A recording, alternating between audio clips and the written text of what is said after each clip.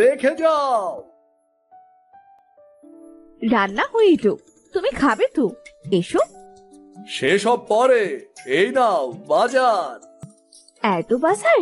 তুমি এত টাকা কোথায় পেলে গো? আজ অনেক বড় একটি মাছ পেয়েছি বউ, বেজায় তার দাম। এই টাকা কটা রাখো, ঘরের চালটা সারাই করে নেব। আর এই নাও তোমার জন্য নতুন শাড়ি। তুমি খুব ভালো গো। বিধাতা চিরকাল কাউকে কষ্টে রাখেন না। এতদিনে বিধাতা তোমার ভাগ্য বদলে দিল। তারপর রতন সুখে দিন কাটাতে লাগলো।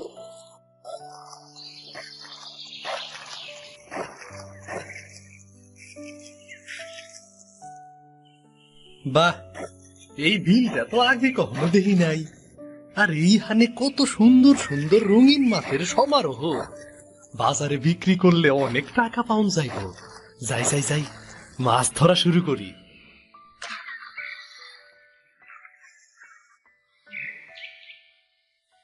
আরে এই সব কি হইতাছে?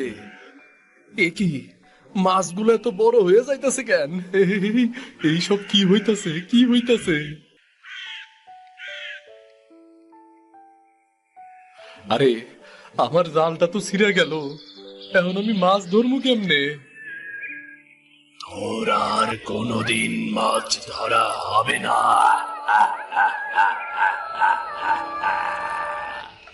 কে কে তুমি? আমি এই বিলের আতঙ্ক, আমি ভয়ঙ্কর, আমি তোর প্রাণ নেব। না না না, আমারে সাইডে দাও, আমারে মাইরো না। আচ্ছা বলো বলো তুমি কি চাও, বলো বলো।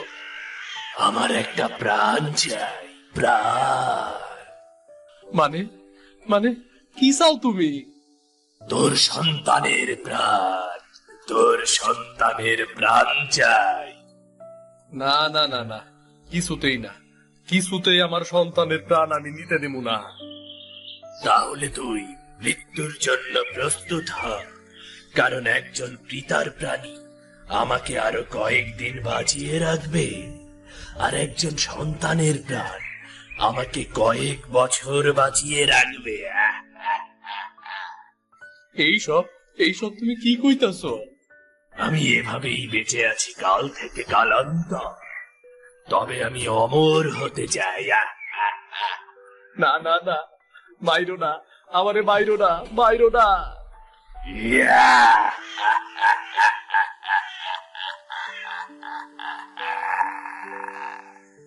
শুধু একজনের প্রাণী আমাকে অমর করতে পারে, তাকে একদিন আসতেই হবে। এই বিলে তাকে একদিন আসতেই হবে।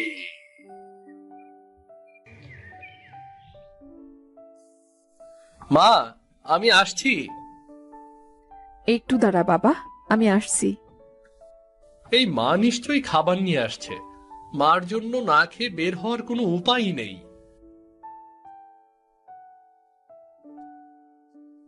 নে বাবা, খেয়ে নে, খেয়ে বের হোস না। মা, তুমি যে কি করো না! এক বেলা না খেয়ে বের হলে কি হয় বলো তো? আমি তোকে না খেয়ে বের হতে দেব? কখনোই না। আচ্ছা আচ্ছা ঠিক আছে, দাও, আমি খেয়ে নিচ্ছি। তা এত তাড়াহুড়ো করে কোথায় যাচ্ছিস? ওই উত্তর পাড়ার বিলে মাছ ধরতে। কি, মাছ ধরতে যাচ্ছিস? এই রে, মুখ ফুসকে বলে ফেলেছি। না না, বলছি কি, ওই উত্তর পাড়ার বিলে ঘুরতে যাচ্ছি। সত্যি তো? হ্যাঁ মা, সত্যি। বাবারে, কোনো মাছ ধরার চক্করে আবার পড়তে যাস না যেন। না না মা, মাছ ধরবো না। আমি মাছ ধরা খুব একটা পছন্দ করি না। হ্যাঁ রে বাবা, কোনোভাবেই মাছ ধরতে যাবি না। আচ্ছা মা, মাছ ধরাটা তুমি এত অপছন্দ কেন করো বলো তো? হ্যাঁ, তো কথা তোর না জানলেও চলবে। আমি আবারও বলছি, কখনো মাছ ধরতে যাবি না। আচ্ছা মা, ঠিক আছে, এখন আমি আসি তাহলে। আচ্ছা বাবা, সাবধানে থাকিস।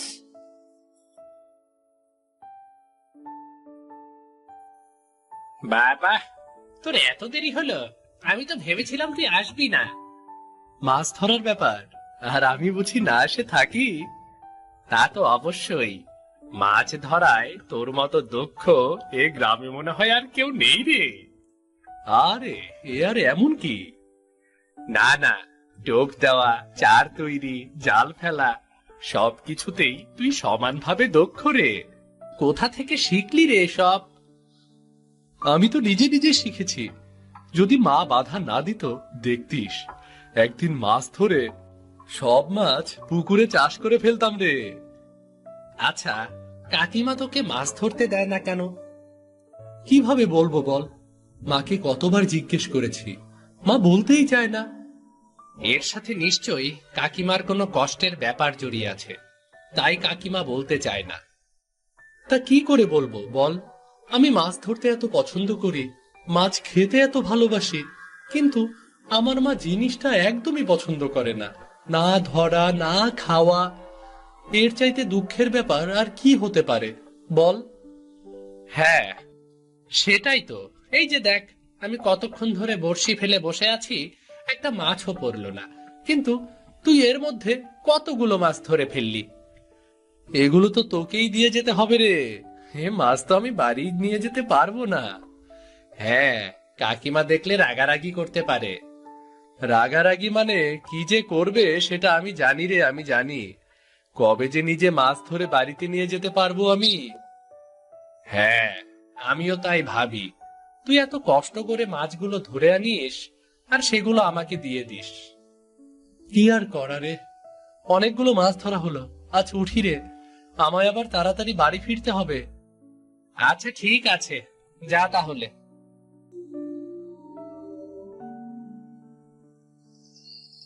রঞ্জন, কে কে কে কে কে কে কে ডাকে আমাকে? কে? না, আগেও তো জানতাম যে জায়গাটা ভালো না। তাড়াতাড়ি চলি বাবা, তাড়াতাড়ি চলি।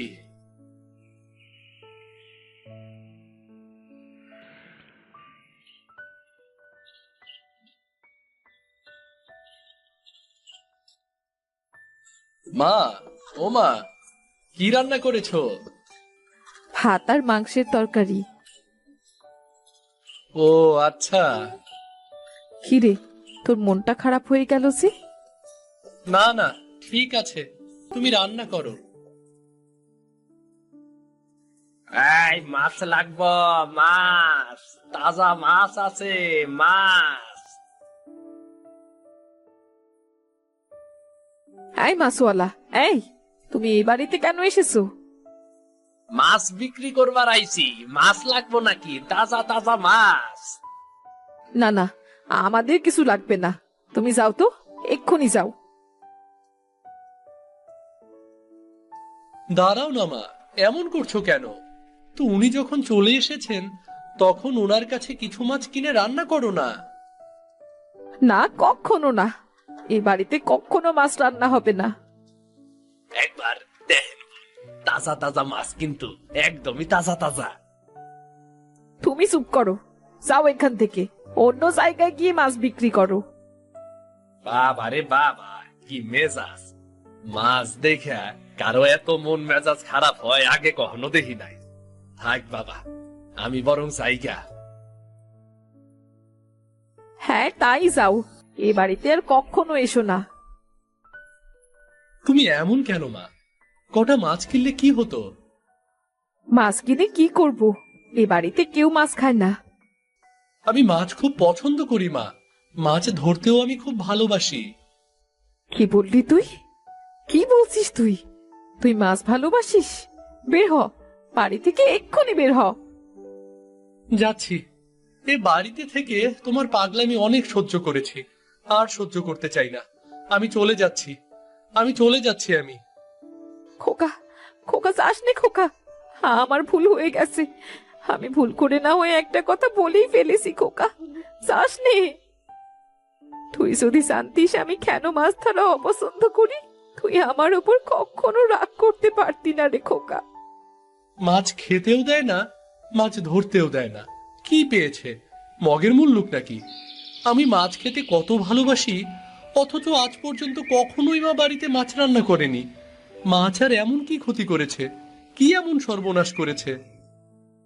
রঞ্জন, কে কে কে কথা বলে? কে কথা বলে? সত্যি কি কেউ আমাকে ডাকছে, নাকি আমি ভুল শুনছি? রঞ্জন, কে কে ডাকে আমাকে? কে কে তুমি?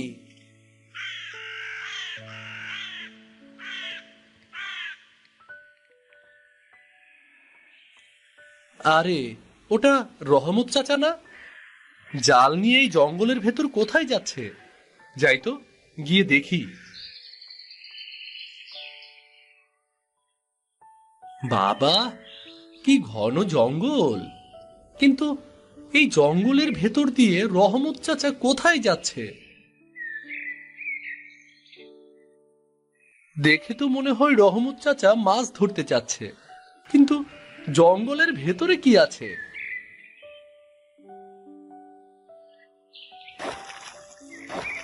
আরে, এ কি? আরে, কি সুন্দর রঙিন মাছ! এই মাছ ধরে বাজারে বিক্রি করলে তো অনেক বড়লোক হয়ে যাওয়ার কথা। রহমত চাচা মাছ ধরতে এসেছে। যাই, পেছন থেকে গিয়ে চাচাকে চমকে দেই।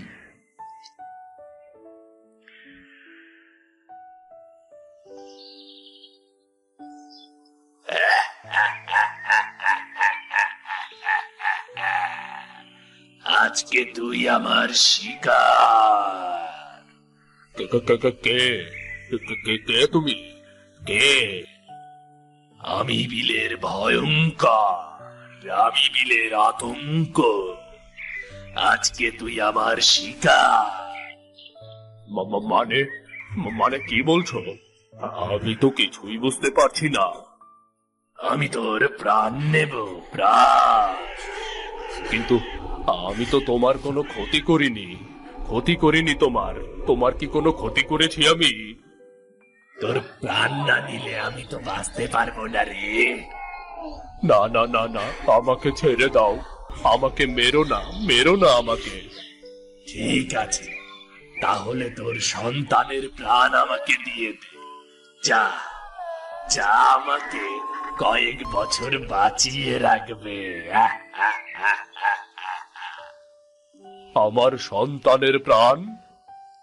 হ্যাঁ, তোর সন্তানের প্রাণ আমাকে কয়েক বছর বাঁচিয়ে রাখবে, কারণ তার সাথে আছে পিতার আত্মত্যাগ। না না না না, আমার সন্তানকে মেরো না। তাহলে তোকে মরতে হবে। সন্তানের প্রাণ দিবি না যখন, তাহলে তোর প্রাণটাই দে। না না না না, আমাকে মেরো না। আমি মরতে চাই না, আমি মরতে চাই না। তুই যখন সন্তানের প্রাণ দিবি না, তাহলে তো তোকে মরতেই হবে।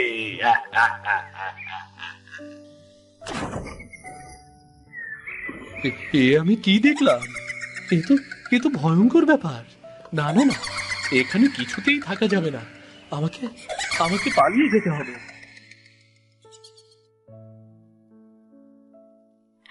মা, ও মা, মা। বাবা, তুই ফিরে এসেছিস? আমি তো তোর চিন্তায় অস্থির হয়ে গিয়েছিলাম। মা, আমি আমি একটা ভয়ঙ্কর দৃশ্য দেখে এসেছি। ঝুপড়ির ওই ঝুপঝড়ে, কি জানি, রূপঝড়ির জঙ্গলে। রূপসরির জঙ্গল? তুই ওখানে কেন গিয়েছিলি? তুই ঠিক আছিস তো? কোনো ক্ষতি হয়নি তো তোর? মা, আমি ঠিক আছি। ওই রহমত চাচা, রহমত চাচা। কি হয়েছে? কি হয়েছে রহমত ভাইয়ের? রহমত চাচার পেছন পেছন আমি রূপছড়ির জঙ্গলে গিয়েছিলাম। এরপর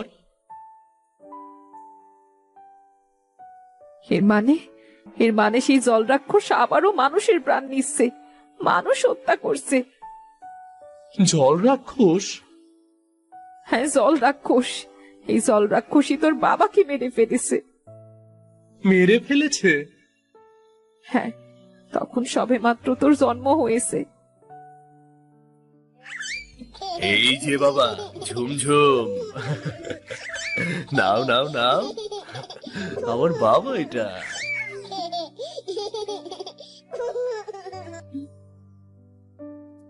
সারাদিন ছেলের সাথে কথা বললেই হবে? তোমার না আজ মাছ ধরতে যাবার কথা?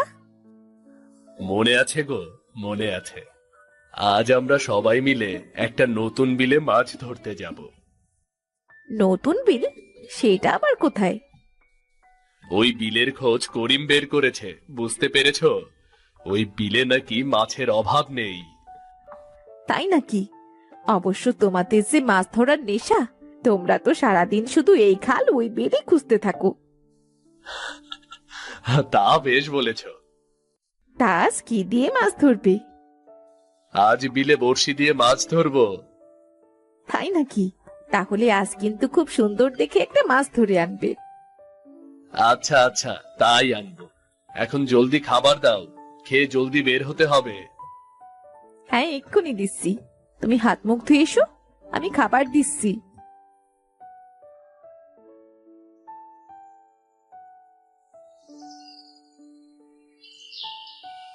এই জঙ্গলটার প্রতি কেমন যেন একটা অদ্ভুত আকর্ষণ বোধ হচ্ছে। যাই তো, ভেতরে গিয়ে দেখি তো।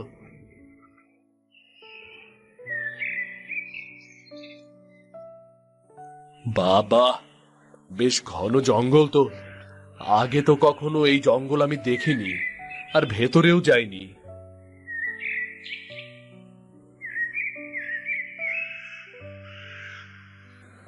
আরে বাহ, বেশ বড় বিল তো।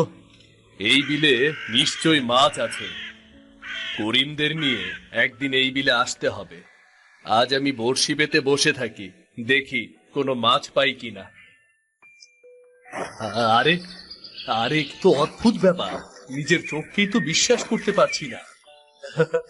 এত সুন্দর সুন্দর মাছ এই বিলে! বাহ বাহ, মাছটা তো আসলেই বেশ সুন্দর। যাই, এই মাছটা মিনুকে দেব, সে খুব খুশি হবে। তোমার দোহাই লাগে, আমাকে তুমি ছেড়ে দাও। আরে, মাছটা দেখছি কথা বলছে। তুমি কি সত্যিই কথা বলছো, নাকি আমার মনের ভুল? না গো, তোমার মনের ভুল না, আমি সত্যিই কথা বলতে পারি। তুমি আমাকে ছেড়ে দাও, আমি তোমাকে অনেক মূল্যবান একটা জিনিস দেব। তুমি আমাকে মূল্যবান জিনিস দেবে? আমার কিচ্ছু লাগবে না, আমি তোমাকে এমনিতেই ছেড়ে দিচ্ছি। আমাকে ছেড়ে দিলে কিন্তু কিচ্ছু চাইলে না, বড় ভুল করলে। এরপর যদি আমার কাছে কিছু চাইতে আসো, তবে কিন্তু এর মূল্য দিতে হবে, অনেক বড় মূল্য। তুমি সামান্য একটা মাছ মাত্র, তোমাকে ছেড়ে না দিলে তুমি হয়তো মরেই যেতে, আর আমাকে কিনা মূল্যবান জিনিস দেবে। আচ্ছা ঠিক আছে, আমি কি দিতে পারি আর না দিতে পারি সেটা সময় হলেই দেখা যাবে। দিনে দুপুরে মনে হয় চোখে ধাঁধা লাগলো। যাই, করিমকে খবর দিয়ে এই বিলে নিয়ে আসি।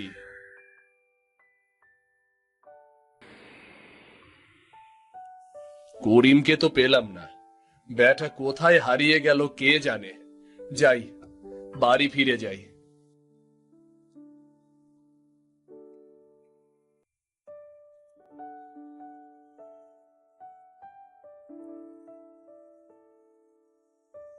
এ কি মিনু? এই মিনু, কি হয়েছে তোমার? মিনু, কথা বলছো না কেন? এই মিনু! মিনু তো কথা বলছে না, আমি কি করব? যাই যাই, এক্ষুনি কবিরাজকে নিয়ে আসি। যাই।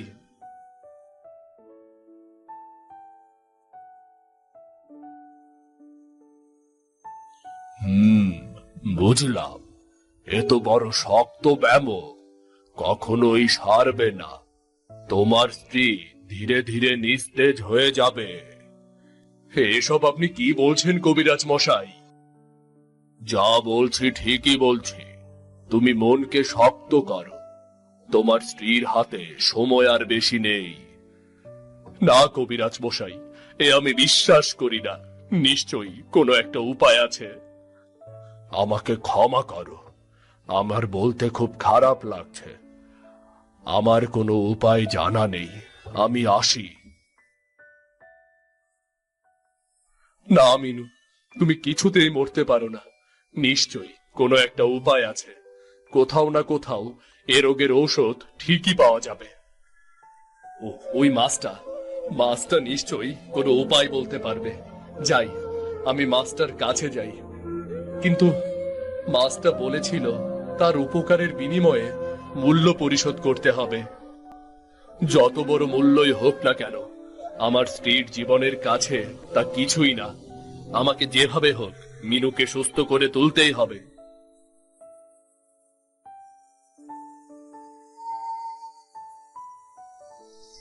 রঙিন মাছ, ও রঙিন মাছ, আমার বড় বিপদ, একবার সামনে এসো। আমি তোমার জন্য অপেক্ষা করছিলাম। জানতাম তুমি আসবে। কেন এসেছো আমি সেটাও জানি। এই বিল থেকে একটু পানি নিয়ে তোমার স্ত্রীকে খাইয়ে দাও, দেখবে সে সুস্থ হয়ে যাবে। তুমি এসব জানলে কি করে? আমি সবই জানি। যাও এখন, সময় নষ্ট করো না। এর মূল্য পরিশোধের কথা মনে রেখো। সত্যি আমার স্ত্রী সুস্থ হয়ে যাবে? হ্যাঁ, অবশ্যই। যাও, জলদি বাড়ি ফিরে যাও।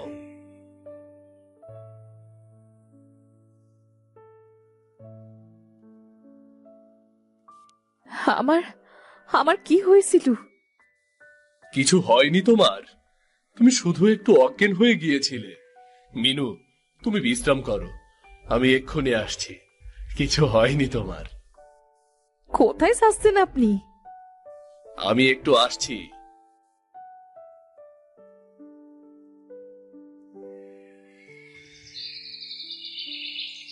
মাছ, ও রঙিন মাছ, আমি এসেছি।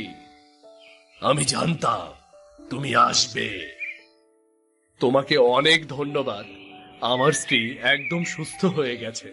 এখন বলো, এই উপকারের বিনিময়ে আমি তোমাকে কি দিতে পারি? তুমি কি দিতে পারবে? অবশ্যই পারবো। আমি তোমার ছেলের প্রাণ চাই। কি কি বলছো তুমি? শুক্লপক্ষের ৩য় সপ্তাহের প্রথম দিনে তোমার ছেলের জন্ম। তোমার ছেলের যোগাযোগ হবে পানির সাথে। এই ছেলের প্রাণই আমার দরকার। আরে, আমার ছেলের প্রাণ নিয়ে তুমি কি করবে? তুমি একটা সাধারণ মাছ। কারণ আমি অমর হতে চাই। তুমি অমর হতে চাও? হ্যাঁ, আমি কোনো সাধারণ মাছ নই। আমি হলাম রাক্ষস, জল রাক্ষস।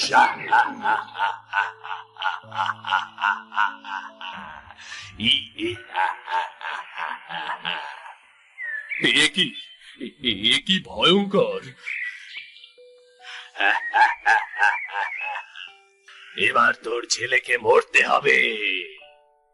না না না না, আমার ছেলেকে তুমি মেরো না। তার বদলে তুমি কি চাও বলো আমাকে, তুমি কি চাও?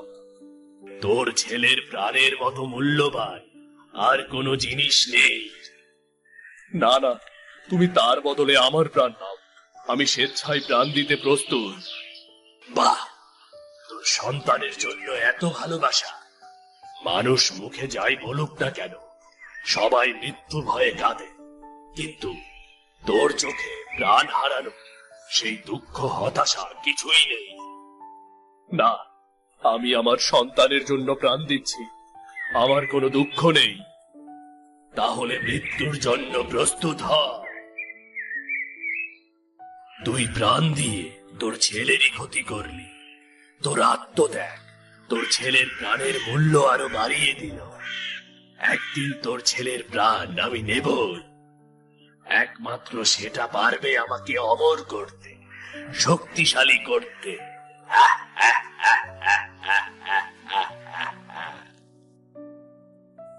মানুষটা মাছ ধরতে মাছ খেতে কত ভালোবাসতো, আর এই মাছ ধরাই তার কাল হলো। কিন্তু মা, তুমি এসব কি করে জানলে? আমাকে এক ফকির বাবা সবকিছু বলেছেন। তিনি তার বিশেষ শক্তি দিয়ে আমাকে সবকিছু দেখিয়েছেন। তিনি বলেছেন যেভাবেই হোক তোকে যেন মাছ ধরতে না দেই, মাছ খেতেও না দেই, কারণ সেই জল রাক্ষস তোকে এখনো খুঁজে চলেছে। কিন্তু আমার ভয়টাই সত্যি হলো, জল রাক্ষস তোর খোঁজ পেয়ে গেছে। তোমার নিষেধ সত্ত্বেও আমি মাঝে মাঝে মাছ ধরতাম, তাই হয়তো সে রাক্ষস আমার খোঁজ পেয়ে গেছে। আমাদের আমাদের এক্ষুনি পালিয়ে যেতে হবে, এখন আর এক মুহূর্ত এখানে না। না, তোদের আর পালাতে হবে না। ফকির বাবা, আপনি? সেই জল রাক্ষসের মরার সময় হয়েছে। আমি এতদিন সেই অস্ত্রটাই খুঁজছিলাম, এখন জানি অস্ত্রটা কি। আর তোর বাবা মরেনি রঞ্জন, তোর বাবা মরেনি। বাবা বাবা মারা যায়নি?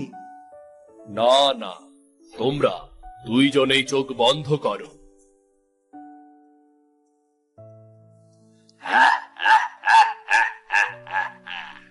তোর প্রাণ আর ছেলের প্রাণ আমি একসাথে নেব, তাহলে আমি আরো শক্তিশালী হব। তাই তো তোকে না মেরে আমি এতদিন বন্দি করে রেখেছি। এখন শুধু তোর ছেলের অপেক্ষা।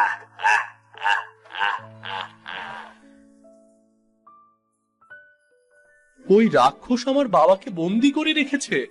ফকির বাবা, যেভাবেই হোক আমার বাবাকে বাঁচাতে হবে। হ্যাঁ, আমি তার জন্যই এসেছি। চলো রঞ্জন, আমরা তোমার বাবাকে উদ্ধার করে নিয়ে আসি, আর সেই রাক্ষসকে শায়েস্তা করে আসি। ও অনেক নিরীহ লোকের প্রাণ নিয়েছে। হ্যাঁ হ্যাঁ, চলুন।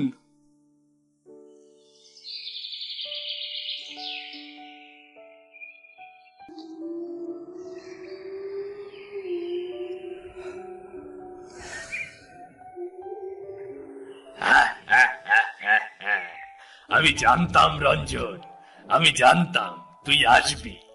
আমি তোর জন্যই অপেক্ষা করছিলাম। ওই দেখ, তোর ছেলে এসেছে। এবার তোরা মৃত্যুর জন্য তৈরি হ। শয়তান রাক্ষস, সে সুযোগ তুই কখনোই পাবি না। আমরা তোকে ধ্বংস করতে এসেছি। কিভাবে ধ্বংস করবি? আমাকে ধ্বংস করার মতো কোন শক্তি পৃথিবীতে জন্মায়নি। অবশ্যই জন্মেছে। রঞ্জনের রক্ত যদি তোকে অমর করতে পারে, তাহলে রঞ্জনের রক্ত তোকে ধ্বংসও করতে পারে।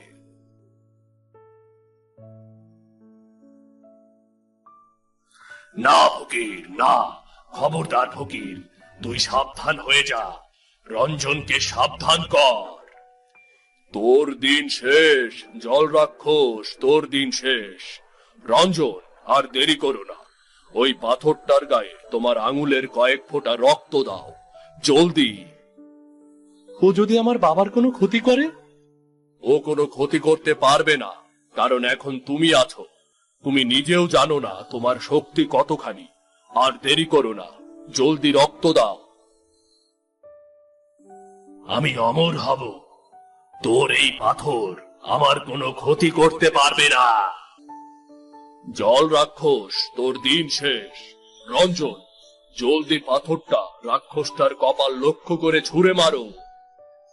শয়তান রাক্ষস, তোর খেলা শেষ। না না না, এ তুই কি করলি রঞ্জন? না না না, এ তুই কি করলি রঞ্জন? না। বাবা, বাবা, তুমি ঠিক আছো? হ্যাঁ বাবা, আমি একদম ঠিক আছি। ফকির বাবা, আপনাকে অসংখ্য ধন্যবাদ। আপনার জন্যই আজ আমি আমার বাবাকে ফিরে পেলাম। আপনাকে ধন্যবাদ দেওয়ার ভাষা আমার জানা নেই বাবা। আপনার জন্য আমি আজ আমার পরিবারের কাছে ফিরে আসতে পেরেছি। তোমাদের একসাথে দেখে আমার খুব ভালো লাগছে। এখন চলো, দ্রুত এই জঙ্গল থেকে বের হতে হবে। চলো বাবা, আমরা বাড়ি ফিরে যাই। হ্যাঁ, তাই চলো, চলো চলো।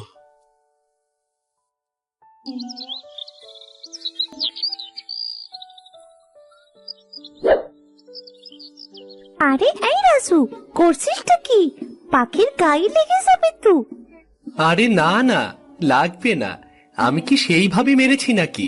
পাখিরা ভয়ে ঝটফট করে উড়ে যাচ্ছে, এটা দেখতে আমার অনেক ভালো লাগে। তুই আর মানুষ হলি না না রে? এই পাখির দিকে তীর ছোড়ার জন্য তোর বাবার কাছে কত বকা শুনলি, তবুও তুই ঠিক হলি না। রাজু, রাজু, দেখ দেখ, কত হরিণ ঘাস খাচ্ছে আর আমাদের দিকে তাকাচ্ছে কিভাবে। দেখ দেখ দেখ। ওমা দেখ, কত সুন্দর হরিণ। আমি কখনো এমন হরিণ দেখিনি রে। এখানে হরিণ দেখা যাচ্ছে? আমার মনে হয় জঙ্গলের অনেক গভীরে চলে এসেছি আমরা, আর সামনে কোনো ঠিক হবে না। চল এবার বাড়ি ফিরে চল। আরে দাঁড়া দাঁড়া, হরিণের দিকে একটু তীর ছুরি, দেখ কেমন ভাবে দৌড় দেয়। রাজু হরিণের দিকে তীর ছুটতেই হরিণটি সেখান থেকে ছুটে পালাতো। রাজু হরিণটির পিছু পিছু ছুটতে লাগলো। আরে ওই রাজু, তুই হরিণের পিছু কোথায় যাস? দাঁড়া দাঁড়া ওখানে। তোরা ভাই আমার পিছু, দেখ সামনে অনেক হরিণ দেখা যাচ্ছে, এক্ষুনি চলে আসবো, তোরা আয় আমার সাথে। কি বাদর ছেলে রে বাবা, তোদের সাথে আসাই ভুল হয়েছে আমার। এভাবে কি দৌড়ানো যায়? আমার যে হাফ লাগছে। ওহো, হরিণটা ফসকে গেল।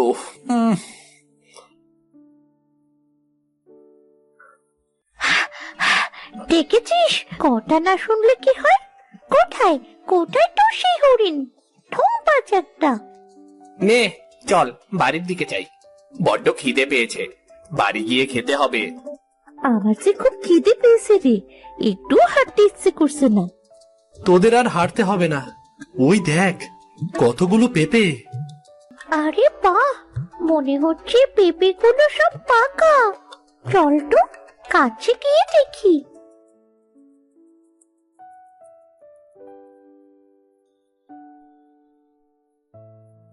পেঁপেগুলো সব পাকা, আর দেখ কত বড় বড় পেঁপে। এত বড় পেঁপে তো আমি কখনো দেখিনি। গাছটা মরে গেছে, কিন্তু পেঁপেগুলো নিচে পড়ে আছে। নে সবাই এখানে বস, পেঁপে খেয়ে পেট ঠান্ডা করে তারপর বাড়ি যাব। এই মিঠু, ওই দেখ না, পেঁপের চারা। মনে হয় এই জাতেরই পেঁপের চারা। আরে হ্যাঁ রে, এগুলো অত্যন্ত সুস্বাদু। এমন চারা বাড়িতে লাগালে কিন্তু বেশ হয়। তাহলে পেঁপের চারাটি আমার বাড়ি নিয়ে যাই। যদি পেঁপে হয় তখন সবাই মিলে খাবো। তোর মা তোকে পেঁপের চারা লাগাতে দেবে বাড়িতে? যদি না দেয় তবে চুরি করে বাড়ির আঙিনায় কোথাও লাগিয়ে দেব। তোরা পাবিস না। চল এবার সবাই বাড়ি ফিরে চল। সে তো পেঁপে চারাটি তুলল।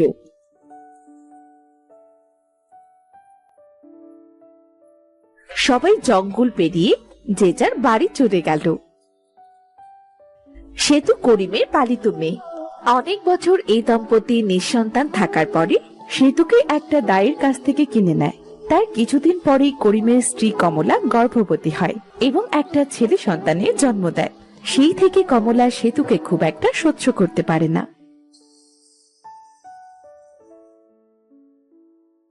মা, উমা, রনি, এই রনি।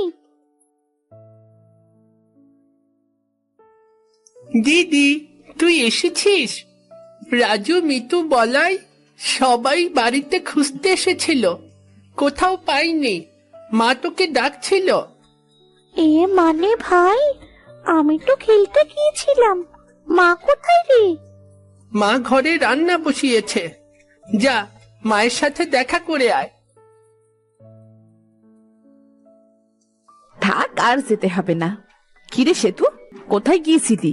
বলি তোর কাণ্ড জ্ঞান বলে কিছু নেই নাকি? সেই সকালে বেরিয়েছিস। রাগ করো না মা, আমি মিঠুদের সাথে খেলতে গিয়েছিলাম। তুমি বলো কি কাজ করতে হবে, আমি তোমার সব কাজ এক্ষুনি করে দিচ্ছি। কাপড়গুলো ধোয়ার বাকি, যা কাপড়গুলো ধুই আয়। আর তোর হাতে ওইটা কি? এই পেঁপে চারা তুই কোথা থেকে এনেছিস?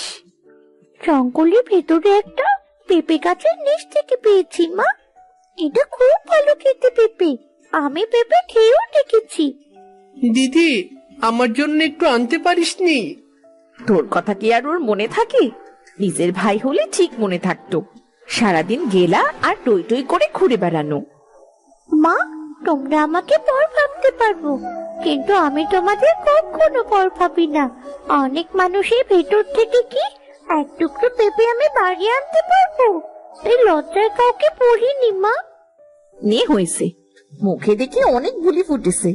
যা, সামনে ওই পেঁপে গাছটি লাগিয়ে দিয়ে তাড়াতাড়ি কাজ গুছিয়ে নে। সেতু পেঁপে গাছটি তাদের বাড়ির সামনে লাগিয়ে দিল আর গাছে জলও দিল। পরদিন সকালে উঠে দেখলো গাছটি বেশ বড় হয়ে গেছে। গিন্নি, ও গিন্নি, আমি গেলাম গো।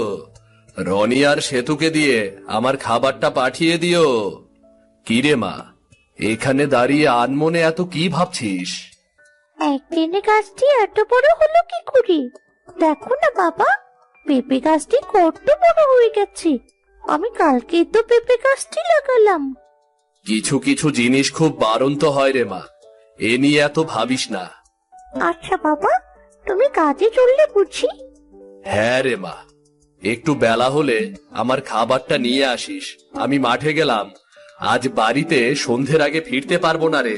জমিদারের অনেকগুলো খেতে কাজ করতে হবে আজকে আমাকে। করিম মাঠে চলে গেল। সেতু পেঁপে গাছটিতে জল দিয়ে বাড়ির সব কাজ গুছিয়ে প্রতিদিনের মতো মিতুদের সাথে খেলতে চলে গেল। ওই দেখ, সেতু আসছে। কিরে, তুই আজ এত দেরি করে আসলি কেন? বাড়ির সব কাজ গুছিয়ে আসবো তো। পলাইকে আজও মুচি বানালি? শোন, একদম আমাকে মুচি বলবি না সেতু। এবার তোকে ধরে দেব কিন্তু আমি।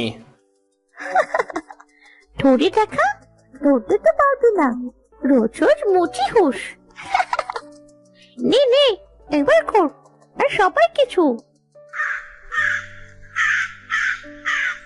অনেক বেলা হয়েছে, আর খেলতে হবে না। বিকেলে আবার আসিস এখানে। খেলতে খেলতে বুঝতেই পারলাম না যে কখন সময় চলে গেল। হ্যাঁ রে, তোরা জানিস আমার পেঁপে গাছটি না বেশ বড় হয়ে গেছে।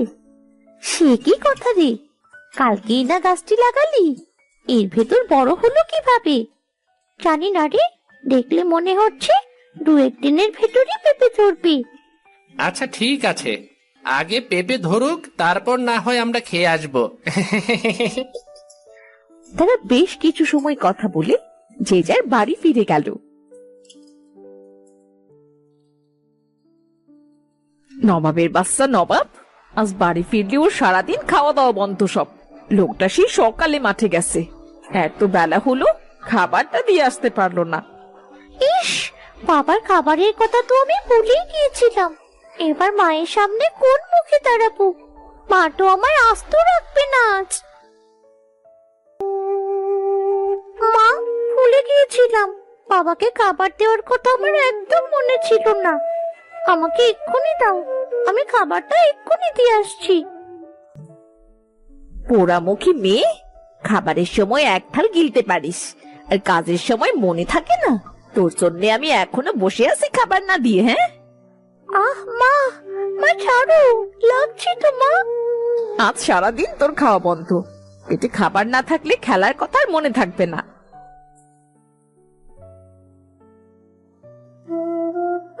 মা তো আমাকে আগে কত ভালোবাসতো, কিন্তু এখন এখন আমার সাথে কেন এমন করে? আমার যে খুব খারাপ লাগে, মাকে সেটা বোঝে না। বিকেলে মন খারাপ করে করিম মাঠ থেকে বাড়ি ফিরে এলো। গিন্নি, ও গিন্নি, আমাকে একটু জল দাও। এই নাও বাবা, তোমার জল। তোমার মন খারাপ কেন বাবা? মরণ ছাড়া যে আর কোনো পথ খোলা নেই রে মা। জমিদার কাল থেকে খেতে কাজ করতে যেতে নিষেধ করেছে। কি যে করব কিছুই ভেবে পাচ্ছি না। কেন, হঠাৎ করে ওই জমিদারের আবার কি হলো? জল পিপাসা লেগেছিল, তাই জল খেতে একটু বাইরে গিয়েছিলাম। এমন সময় জমিদার খেতে এসে দেখে আমি খেতে নেই, তাই মনে করেছে আমি কাজে ফাঁকি দিচ্ছি, তাই কাজে যেতে মানা করেছে। আজকের টাকাটাও দিল না। চিন্তা করো না বাবা, দেখবে তোমার কাজের একটা ঠিক ব্যবস্থা হয়ে যাবে। হ্যাঁ রে মা, কাল থেকে আবার অন্য কাজের সন্ধানে যেতে হবে।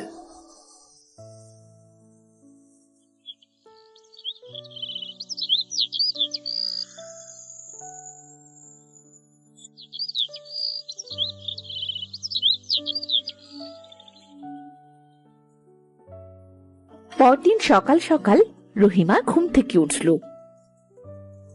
সে বাইরে এসে দেখল পেঁপে গাছটি বড় হয়ে তাতে বড় বড় পেঁপে ধরেছে। মা গো মা, এত বড় পেঁপে, তাও আবার একদিনে! সেতু, এই সেতু, ওগো শুনছো গো? আরে তোমরা গেলে কোথায় সবাই? কি গো, কি হলো তোমার? এত চিৎকার করছো কেন? ওগো দেখো, সামনে তাকিয়ে দেখো। এত বড় পেঁপে! মা গো মা, কালকেই তো গাছটি ছোট দেখেছিলাম, আজ হঠাৎ করে এত বড় হয়ে গেল কি করে? ঠিক সেরকম পেঁপে যেমনটি খেয়েছিলাম ওই জঙ্গলে। বাবা, তোমার গাছ নিয়ে আর কোনো চিন্তা করতে হবে না। আজ বরং এই পেঁপেগুলোই হাটে বিক্রি করে এসো। ঠিক বলেছিস মা, এত বড় বড় পেঁপে দেখলে যে কেউ পেঁপে কিনবে। একটা থাক বাড়িতে খাবার জন্য, রনি ওর নানা বাড়ি থেকে আসলে পরে কাটবেনি, আর বাকিগুলো বিক্রি করে আসি। হ্যাঁ, একটা রেখে দাও। খোকা সেদিন পাকা পেঁপে খাবার জন্য খুব বায়না করছিল। ও তো কালই বাড়ি চলে আসবে, আসলে সবাই একসাথে খাবো। একটু বেলা হলে গাছ থেকে পেঁপেগুলো পেরে হাটে বিক্রি করতে নিয়ে গেল।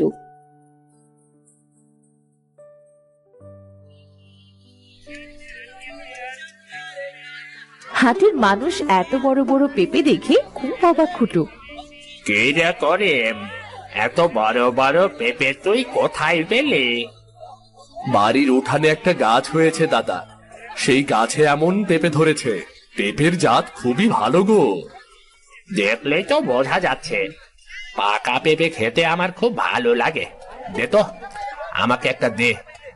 এত বড় পেঁপে বাড়িতে সবাই খেয়েও শেষ করতে পারবো না।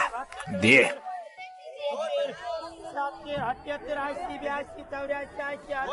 করিমের কাছ থেকে যেই পেঁপে কিনতে আসছিল তারা সবাই খুব অবাক হচ্ছিল। এত বড় পেঁপে দেখে সবাই আগ্রহ করে কিনছিল। দেখতে দেখতে করিমের সব পেঁপে বিক্রি হয়ে গেল।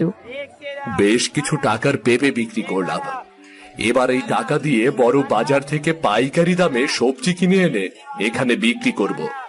এতে আমার সংসারটা বেশ ভালোভাবে চলে যাবে।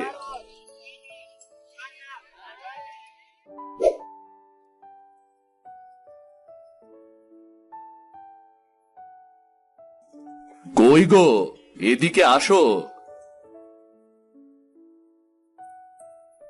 চলে এসেছো? বাহ, এত বড় মাছ এনেছো যে! এক একটা পেঁপে 3 ডাবল দামে বিক্রি করেছি। বেশ কিছু টাকা হলো, তাই একটা মাছ নিয়ে এলাম গো। বেশ করেছো, কদিন ধরে খুব বড় মাছ খেতে ইচ্ছে করছিল। আই সেতু, মাছটি কেটে ধুয়ে নে তো, আমি হাঁস মুরগিগুলো তুলে আসছি। আচ্ছা ঠিক আছে মা। একদিনে এত বড় বড় পেঁপে ধরলো কি করে কাছে? আমি তো রাজু, মিতু, বলাই এদের সাথে বললামই না। আমার তো ওদেরকে বলা উচিত ছিল। আমি কালই ওদের পেঁপের কথা বলবো। সেদিন রাতে সবাই ঘুমানোর পর পেঁপে গাছের সেই একটি পেঁপে দ্বিগুণ বড় হয়ে গেল। কাজ করতে করতে তো আমার পেঁপের কথা মনেই নেই।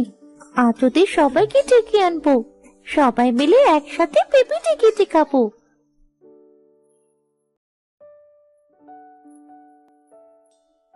আরে এ কি, পেঁপে তো আরো বড় হয়েছে। এই পেঁপে এত বড় হলো কিভাবে? বাবা মাকে তো কথাটি জানাতে হবে। বাবা, তুমি কি কোথাও যাচ্ছ? হ্যাঁ রে মা, রনিকে ওর নানা বাড়ি থেকে নিয়ে আসি, আর কিছু সবজি কিনে আনি, কাল হাটে বিক্রি করতে হবে। বাবা দেখো, পেঁপে গাছের দিকে তাকিয়ে দেখো, পেঁপেটি কত বড় হয়েছে। ও মা, তাই তো, এত বড় পেঁপে আবার হয় নাকি? এই পেঁপেটি আমার কাছে স্বাভাবিক মনে হচ্ছে না। আজ বাড়ি এসে দেখি কি করা যায়। এইদিকে পুরো গ্রামে হইচই পড়ে গেল।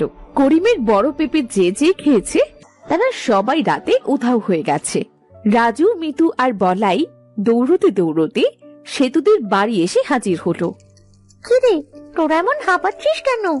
হঠাৎ আমাদের বাড়িতে কি করতে এলি? সেতু, সে অনেক কথা। গ্রামের মানুষ তো তোদের বাড়িতেই আসছে রে। কাল তোর বাবা কি পেঁপে হাটে বিক্রি করেছে। যারা যারা নাকি ওই পেঁপে খেয়েছে তারা সবাই নিখোঁজ। এগুলো তোরা কি বলছিস? তাহলে কি সবাই এক একটা পেঁপের ভেতর বন্দী হয়েছে নাকি? বাবা, হতে পারে। এটা কি তাহলে রাক্ষসী পেঁপে? এদিকে গ্রামের সব লোক করিমদের বাড়িতে হাজির হলো। এই করিম, তুই কি পেঁপে বিক্রি করেছিস? আমার ছেলে আর ছেলের বউ খেয়ে সাথে সাথে অদৃশ্য হয়ে গেছে। আমার চোখের সামনেই অদৃশ্য হয়ে গেছে। ভাই, তোমরা শুধু শুধু আমাকে ভুল বুঝছো। আমি জানতাম না এই পেঁপের রহস্য। এসো, আমরা সবাই মিলে এই পেঁপেটি কেটে ওর ভেতরে দেখি অদৃশ্য হওয়া মানুষগুলো এখানে আছে নাকি। একথা বলার সাথে সাথেই পেঁপেটি থেকে দমকা হাওয়া বইতে শুরু করলো। এমন জোরে হাওয়া বইতে লাগলো যে সবাই হাওয়ার সাথে উড়ে পেঁপেটির ভেতরে চলে গেল। শুধু রাজু, সেতু, মেতু ও বলাই বাদে। বাবা, মা, এ কি হলো? আমি জেনে শুনে একটা রাক্ষসী পেঁপে গাছ বাড়িতে নিয়ে এলাম। কাঁদিস না সেতু, কাঁদিস না। এবার কি হবে? ওদের সবাইকে কি করে বাঁচাবো? শুধু আমাদের 4 জনকে বাদে সবাইকে তার কাছে টেনে নিয়েছে। কিন্তু কেন? তোরা 4 জন আমাকে জঙ্গল থেকে কুড়িয়ে এনেছিস, তোদের গ্রামে আশ্রয় দিয়েছিস, তাই তোদের 4 জনকে ছেড়ে দিয়েছি। কিন্তু কেন? কেন তুমি এমন করছো? প্রতিশোধ, প্রতিশোধ। তোদের গ্রামের একটা প্রতারক লোভী লোক, ওরা ওরা আমার মাকে মেরে ফেলেছে, তাই প্রতিশোধ নিচ্ছি। তুমি একজনের অন্যায়ের জন্য আরেকজনের উপর প্রতিশোধ নিচ্ছ? কি হয়েছে তোমার মায়ের সাথে? আমার মা খুব দয়ালু ছিল। ওই যে জঙ্গলে যেত, আমার মা তাকে মিষ্টি মিষ্টি পেঁপে খেতে দিত। কেউ অভাবে পড়লে তাকে সাহায্য করত। একদিন এক কাঠুরে আমার মায়ের কাছে ছায়ায় বসে। আজ আজ এই জঙ্গল থেকে আমি বাড়ি ফিরবো না। এখানেই গলায় দড়ি দিয়ে মরবো। এখানেই গলায় দড়ি দিয়ে মরবো আমি। অভাবের জাতা কলেজে আমি পিষে যাচ্ছি। মৃত্যু ছাড়া আমার কোনো পথ খোলা নেই। নানা কাঠুরে, আত্মহত্যা মহাপাপ। তুমি মরার কথা মুখেও বলো না। কথা বলা পেঁপে গাছ, কিন্তু কিন্তু কি করব আমি? আমার যে আর কোনো পথ খোলা নেই। আমার গাছের একটা ডাল দাও, দেখবে এটা সোনার হয়ে যাবে। আশা করি এতে তোমার সমস্ত অভাব ঘুচবে।